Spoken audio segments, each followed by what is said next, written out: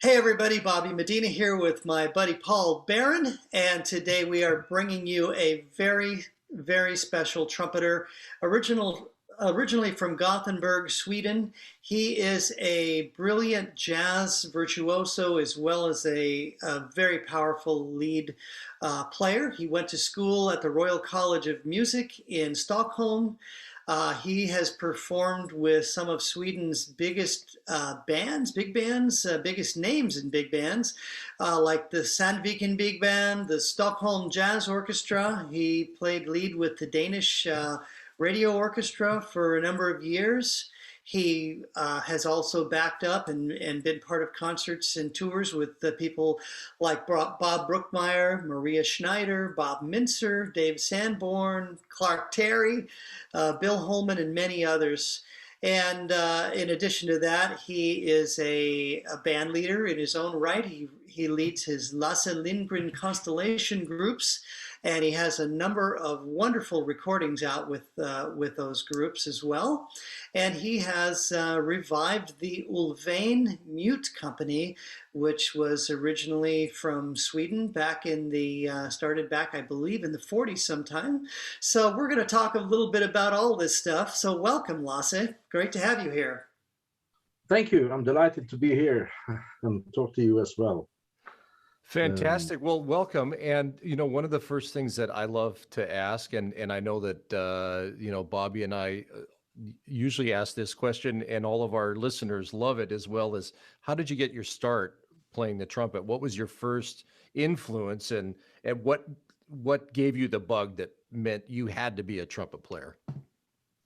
I was in my grandmother's kitchen and the radio sang out Louis Armstrong's Trumpet, beautiful sound. I was 5 years old and it blew my mind completely. How about that? Do you remember the song that was playing? No, sorry, I don't remember that. But the sound is still here in my brain. And I decided that's what I want to do in my life. And I've never done anything else except I play trombone as well sometimes. Otherwise, and fly fishing. Well, you know, we interviewed somebody that you also know and have worked with, who's a dear friend of mine that I've worked with, over in Argentina, who is Gustavo Bergali. And he said the same thing. He first heard Louis Armstrong and he knew that was his calling. So I think there's a lot of trumpet players that have heard somebody, you know, in the past. For me, it was the very first time I heard Doc Severinsen. I think I was just like, wow, you know, it was something special. And of course, after that, I heard lots of great trumpet players. And so tell us a little bit about your time with some of the great big bands in Sweden. I mean, Sweden, I'm married to a Swedish woman. I've been going to Sweden now for like 35 years. I love it there. My Swedish is terrible. I can kind of get by, but I have met and played with a lot of wonderful jazz musicians in Sweden, some other great trumpet players, but I've seen some great bands there, and you've played with some of those. So tell us a little bit about those.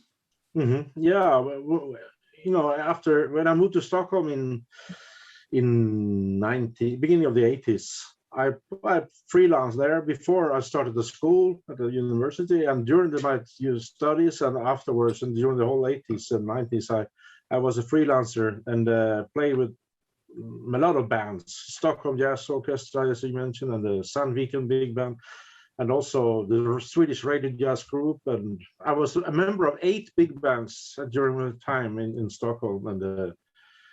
And before I moved there, I think I was 18 years old when I had my first professional lead trumpet gig. Before in the local bands, you know, like in the West Coast. And then I played in Bohuslän Big Band. It's a very strange name, but it's a state in Sweden called Bohuslän. And we have 2 professional bands, Norrbotten Big Band, which is far up north. It's a professional full-time band, and the Bohuslän Big Band is in Göteborg. Mm-hmm. It's another full-time employed big band. It's a great band. You know, I was lead player there and soloist. I played both chairs for 7 years. And then I was of course, I played many other bands as well. and started to play as a soloist as well. With small groups and but the big bands. As you said, I went to Copenhagen. How did you get involved in that? I mean, Copenhagen's right next door if you live down in the south. Yeah. But how did that? I got a phone call from the manager, the boss of the band. I was frying meatballs, and we had time for some jokes. Of course, sure. I was frying meatballs in my kitchen. The phone rang, and I picked it up. And this is the boss, and he said, "Hello, I'm blah blah blah from the Danish Radio Big Band. Would you like to play lead? What do you say about playing lead trumpet for the big band?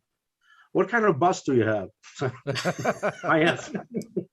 The important things. And they almost what? I think that's one more funny thing I've said. But he was stunned. But so I started playing with them for 3-4 years, whatever it was, and that was a very nice time. It was a great band and many good, wonderful experience. Oh, I have some. The first day I played with them were in Melbourne, Australia. So we rehearsed for some days, and then we just took off to Australia for 3.5 weeks tour. And then I played a lot. I played for 15 or more years in Helsinki, Finland, in the Espoo Big Band. And we also toured the whole world. And every second year we went to Brazil or China or Australia as well. And there's also states, where were we? New Orleans and Chicago, I think. We played with that band.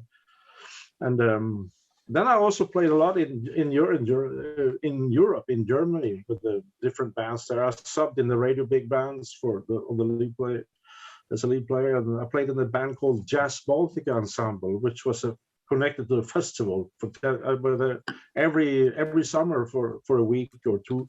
With this band, they picked together people from different countries around the Baltic state, the sea, Germany, blah blah blah, Finland, and. Well, you have a wonderful recording called Baltic Waves with you and the Latvian Radio Big Band. This is a very, very nicely done,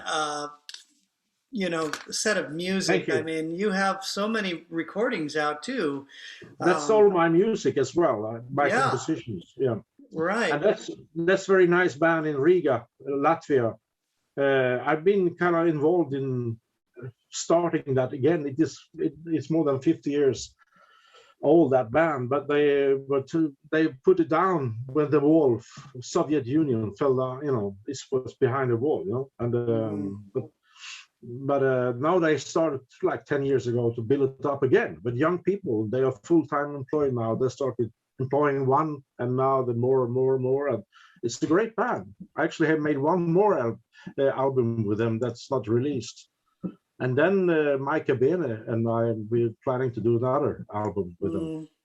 That's cool. He's a great writer. I'm really happy to play with them, Okay, so let's talk a little bit about your recordings. Tell us a little bit about the record label you're on. Yeah, sure. At the moment, I'm on Sleepy Night Records. They are located in Scotland, in Glasgow.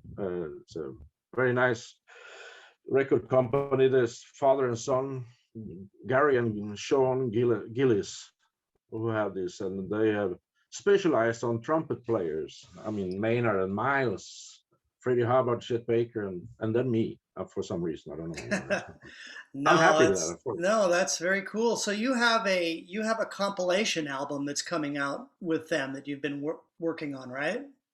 Yeah, they released it last year, actually. But now we have recorded.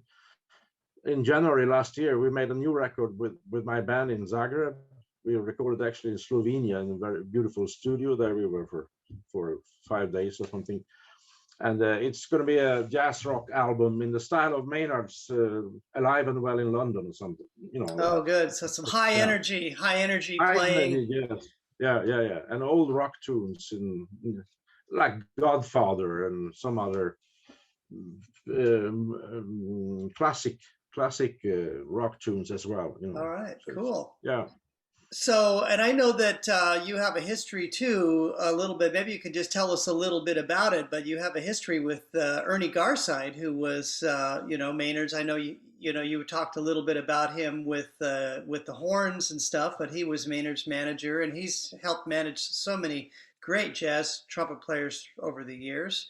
But you have a special relationship with him, right? And is that part of how this came about?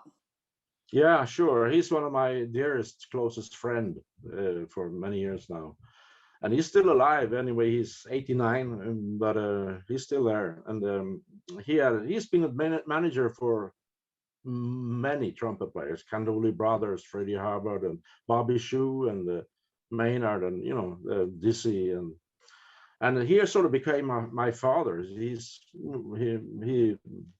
encouraged me to do the Maynard thing. He gave me a lot of music, and the trumpet, and even his old music stands that he made for Maynard's band, British band. And I've been, and he also encouraged me to do other albums like the ABBA thing. He told me, make an ABBA album. They are popular and they will still be. And that's what I did with Maynard, recording rock and roll tunes. So that today, for the past, that for 50 years ago. Yeah. And in a jazz way, combine rock and jazz. The ABBA album you have is really, really interesting. I mean, people that are Swedish obviously really are into that music, and Swedish Americans, here, like my wife is involved in groups, and so they're really big on ABBA, and I just think it's a very interesting take on some tunes that a lot of people know. So it's a pretty cool concept, Well, it sounds like you've had a lot of experience playing all over the world, playing in all kind of different situations, and both playing jazz and lead and being a solo artist as well. Tell us a little bit about. I have to tell people here, because if you have been living under a rock and you don't know who Lasse is, I mean he's an amazing player, and I have one of his albums here, which is his big Constellation group, and this is an album called The Unrecorded Fox, and it is an amazing collection of tunes, some Maynard tunes, stuff that Maynard played, and I think maybe this is stuff that he didn't, not everything he recorded, right? But the album is just amazingly done, recorded, just tremendous playing on there, but the recording, I'm really big into the production of recordings, and I just think this is a wonderful, piece, work of art here for you. So, thank you. When you recorded that, was that recorded in Stockholm? I didn't see where that was done. No, it was done in the half of the album is the recording was made in Zagreb in Croatia. Okay. Yeah, because I have my own big band down there. It's not a big band. It's like the 3 trumpets, 2 trombones, 4 saxes, and a rhythm section, and me. And the same lineup that Maynard had in his band in the 50s and 60s. And half of the record is made in Göteborg, Gothenburg, with guys there. I had my old band there. And it's the music I got from Ernie Garside, Maynard's old manager, that he gave me because he found at home, and things they played but never recorded. Wow. There's one, not all of them, but there is one. What's the name of that? What's the name Don't Let the Sun. Yeah. They recorded it, but it was never released. So, but Ernie thought you should play that anyway. And then one thing with that, this it's on the second album there. Can you read them title? Yeah, let me see if I can find it here. The windmills of your mind. Yeah. Well, that's a Michel Legrand piece. It's very famous. Right. Yeah. And the arrangement is by Kenny Wheeler, which is one of my favorite trumpet players. Wow. Yeah, absolutely. Mine too. I knew him, and he was so fantastic. Also Canadian as Maynard. And Ernie found this arrangement, and okay. And there was the Maynard's part was missing, and one of the one part of the piano part was missing as well. So and he Kenny Wheeler was dead, has died and passed away, and Ernie didn't remember. Maynard is not here either. What can I do? But because when we played it, the sound of the arrangement is beautiful. But Maynard's part, and Ernie said, I think he was improvising. So that's what I did in the beginning. And it was kind of tricky to find out that the chords didn't fit the melody, but the arrangement. But and then I found on the backside of the drum part a single line that I figure out this has to be the end, Maynard's part in the end. It was with a pen, written. It's very scratchy, So I put that in and some kind of imitated how Kenny Wheeler will play this, or Maynard's part, this. And I'm really happy with that result, actually.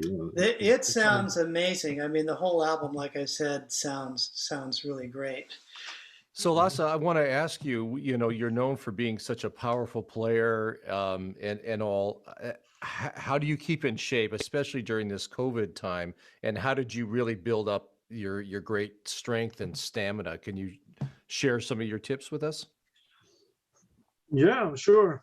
I mean, what I do is when I have a workout thing that I do. I start with some pedal notes. My playing is built on the air thing, So it's for me, it's the control of the air. It's the whole thing, and I play with my body. Like I'm not as they call a lip player. I don't fool around with the lips so much, and especially since I started to play these Maynard Ferguson mouthpieces I have, because they are so small. So that the thing is that you have to get the lip out of the mouthpiece. So I don't do the buzzing thing, but it's more or less with the air. So I start with, nowadays I play trombone in the morning. The first I do, and I start with air attack, just air to get the flow, and I go play some chromatic melodies or arpeggios on the chords or something. Start in the middle register, going down to pedal to get.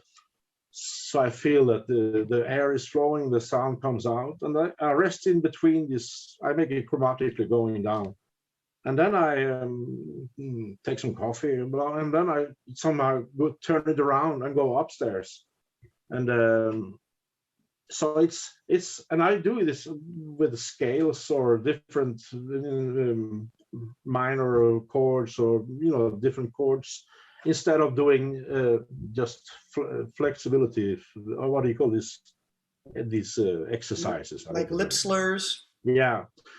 For me, lip slurs, that's interesting. Lip slurs, for me, as I see it, is more about learning, teaching my own body where the notes are. For me, a low note is in the bell, a high note is far away, horizontal, not up there, not down. So you have to reach control the notes this way with this body muscles, the air speed of the air, to hit the right notes. So when I'm thinking about like that, those exercises is to control how much my body has to work to learn where the notes are. Like we can do it like a blind. You feel where they are, how much. Mm-hmm. So if you're going to hit the high F sharp, you have to know the airspeed. Body has to know if you make it too much. You crack the notes upwards, or That's for me the lip. They call the lip flexibilities. Right. But it's more for you about creating an awareness of what your body's doing to hit those notes. Yeah, which is something really important. I mean, Paul and I have discussed this personally amongst ourselves, and we've also discussed it in a workshop, exactly those things, A lot of times, I mean, do you find that this helps? I mean, I find this helps me. I don't know if this helps anybody else, but maybe you do it as well. But for me, a lot of times when I want to get that feeling, I close my eyes and I can kind of take a picture of what my body's doing, or kind of scan my body to see what it's doing, and then associate it with whatever I got to do, whether it's a high note or whether it's some technical passage or something. Is that how you feel, or do you feel different than that? I mean, we're all different. Yeah, I understand. I never thought about it like that, but I do. I close my eyes and pretend I'm playing in front of people, because when I practice. So that's when I close my eyes when I practice, for that purpose, not because so I don't know. Well, okay. I'm curious about the time that you spend on trombone. Is that always how you start? You start with trombone first, then you do trumpet, or do you ever mix it up and start trumpet and then do trombone in the day? Yeah, actually it started with when I was in Australia, this routine. I got myself a didgeridoo. So for a long time I started to do this morning walk, came home, breakfast, cup of coffee, and I watched television with a didgeridoo for 20 minutes. Circle breathing, and then I go to the trombone, and then I start with the pedal notes and trumpets going up, and that was until noon. That's became my routine. Now I do the trombone only, and then before lunch, and trumpet in the afternoon, because I feel it's better. I don't know. Does that get your air for trumpet better? It just feels better. I can do, but I feel in the morning, I feel trumpet is, for me, it's feel more comfortable to, to start with the trombone. I played trombone for a while. I was doubling on it in high school, late high school, and early college. But I always felt that if I played too much trombone, it affected my trumpet playing. I know I had to balance it out in short bursts, but some people can really play both. Does it affect your trumpet playing at all? Of course, if I play 10 minutes trombone and take up the trumpet immediately like that, it's a little bit hard. But for me, it works, because if I practice trombone as much as I practice the trumpet, if I don't play trombone for a week or something, then I'm in trouble. Because I change in the middle of the tune. Maybe the first part of the melodies or the solo is on trombone. I mean, I play the super bone, not a very good slide trombone, but it's valve trombone, but it's super bone with it. And then I have to play trumpet, and in the end, it's maybe the high note stuff and things like that. And if I don't have good chops for the trombone, I cannot do that. Then I fucked up the trumpet, in the end. But if I practice trombone, it works on the trumpet, Okay. Cool. That's for me. Well, that's interesting. Well, tell us a little bit more. I want to ask you. We'll switch gears here and just ask you a little bit about the Ullvén Mute Company, which has had a great reputation over the years, and then they kind of disappeared. And, they had Dizzy Gillespie playing their mutes, and of course Maynard as well. Can you tell us a little bit about how you got involved with the company, and now you've basically single-handedly revived this thing. So tell us a little bit about that journey. This mute has always been the mutes for me. I remember that my first mute when I was 8 years old was one of those.